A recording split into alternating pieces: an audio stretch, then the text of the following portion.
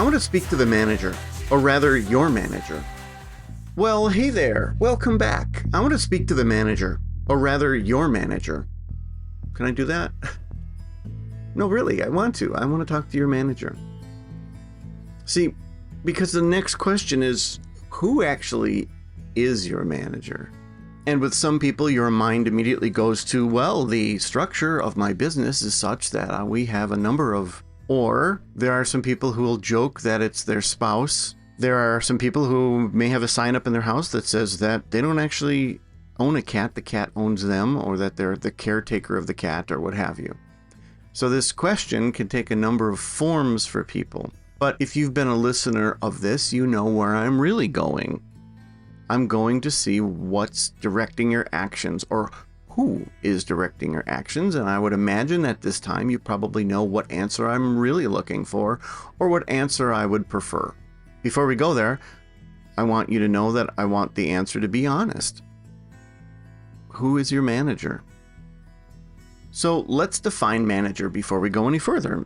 Manager, I would assume you and I both have the understanding, is someone who is responsible for controlling and administering and directing, well, a part of a company, right? But if it's your manager, then it's somebody who is responsible for your actions, which is where the whole trope comes from.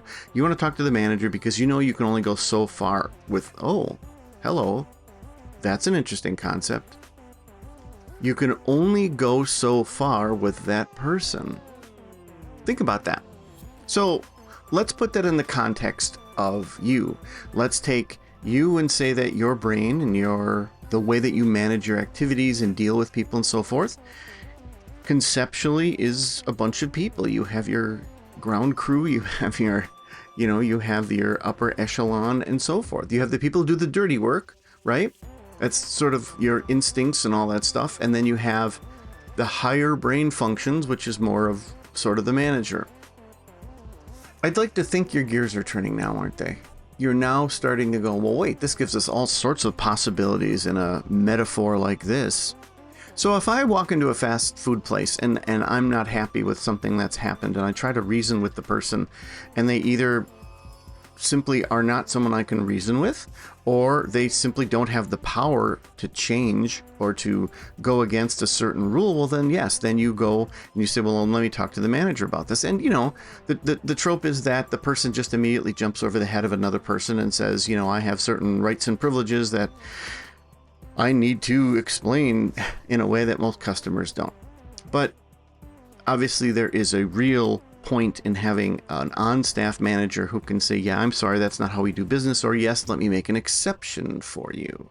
And again, this gets back to the metaphor. You're probably starting to see both the power and the danger of speaking to the manager. And there's a reason that people don't just walk up to you, Julie, and say, hey, I want to talk to the manager immediately. They don't talk to the manager, just like they don't walk up to me and say, Mark, I'd like to speak to the manager. And obviously they don't use those words. We have different ways to do that. We have mannerisms. We have established status links. We have established relationships with other people that allows us to speak to the manager, if you will. And people say, let's be real. Let's be honest. Can I be candid with you? Those are all ways to phrase, I want to speak to the manager.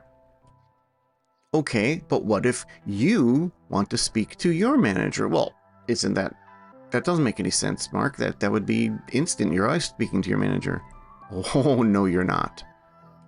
Books like 3 Voices and my new book, Because, should definitely be teaching you that there are a lot of layers between the bare bones, what you are, and everything in between the rest of you and the civilization to tell you that.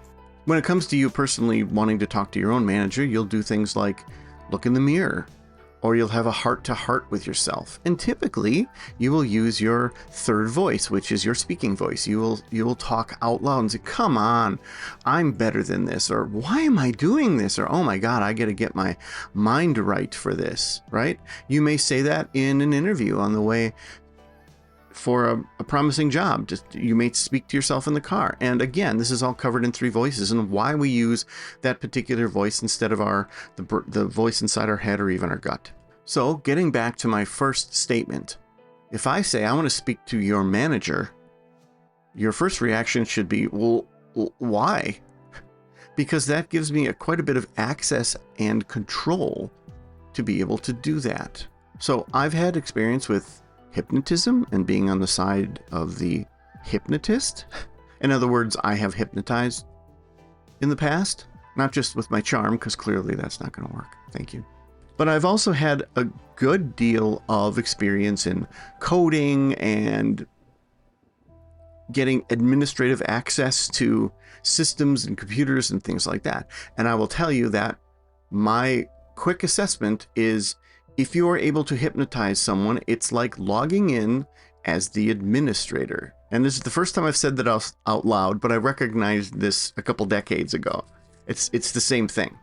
And so asking to talk to someone's manager in this bizarre metaphorical way I'm asking you in this episode is basically like saying, can you give me administrative access to who you are? And the answer should be, well, no, no. See, when people go on retreats, that's the kind of thing that they're doing. They willingly give people administrative access to them because they believe that they need a deep base change to their system.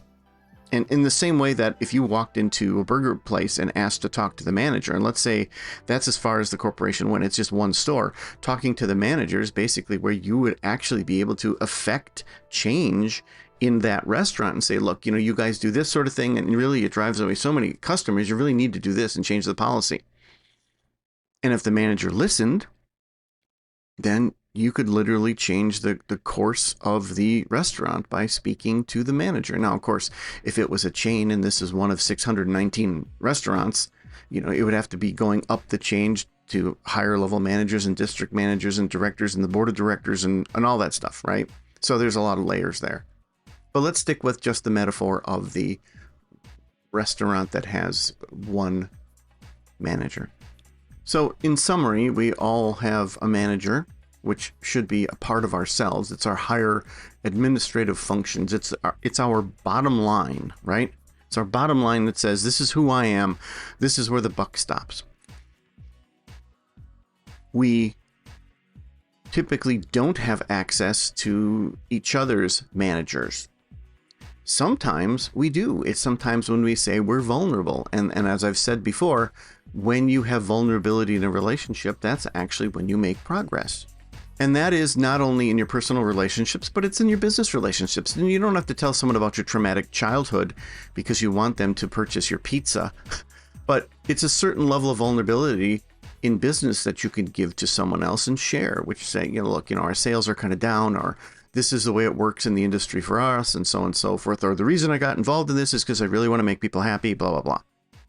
But too much vulnerability and too much access to your manager is a very risky thing. And you'll notice in things like, let's say, marriage, you probably should have had access to each other's managers at some point before you committed to being with each other for the rest of your lives, because there's certain questions that you probably want answered, and there's certain comfort levels that you want. And considering that 50% of marriages end in divorce, there's probably not a lot of talking to managers going on with that other half. Speaking to your own manager can be extremely powerful. And as most of my books are, they're about getting to know yourself and getting to know the system in place. And if the system is that there's a manager in there somewhere that you want to talk to, you can buy all the books you want from other people. You really should buy mine from other people. And you're not going to affect a change if you don't have that vulnerability and you don't say, look, I'm actually going to talk to my manager on this. So it makes a lot of sense to find the way to access that. And now we get into 6 podcast episodes right now, right? And I can't really go there because we're running out of time here, but getting the access is the challenge. Getting the access is where the magic happens. And that's where you may need to do some legwork to go, well, why can't I talk to me I mean, I say, yeah, I should do this, I should lose weight, I should do that. I need to speak to that manager. And you'll certainly be given a good grounding on what's actually in place there to get to that manager if you do read my new book, Because. But in general, you can kind of feel that sort of thing out, can't you? And finally, on the subject of communication, I'd like to think that my best or just most interesting and informative reviews that I get on anything I do for people, whether it's the books or the coaching or what have you, is because their manager decided to talk back to me. That somehow I reached their manager and their manager came back and said, you know what, here's what I think and thank you so much. So on that note, thank you so much as always. Quick note, I will be speaking about my Because book in about a month from now. All that stuff is on my site, so please take a look at that. I'll probably be sending out a few more mailings on it just as reminders. I know some of you are literally in another country from where the talk is taking place, but some of you are local, so I will let you know that as well. And again, thank you very much, and if you did, thank you for letting me speak to your manager. Take care. Living life, every day, late at night, not okay. All I want, and I pray, all I need are some better days. I want to announce that my new book, my 10th, is out. It's called Because, the fundamental psychological building blocks that enable you to, or prevent you from, accomplishing anything, everything, and nothing. Check it out on Amazon. It's only $9.99.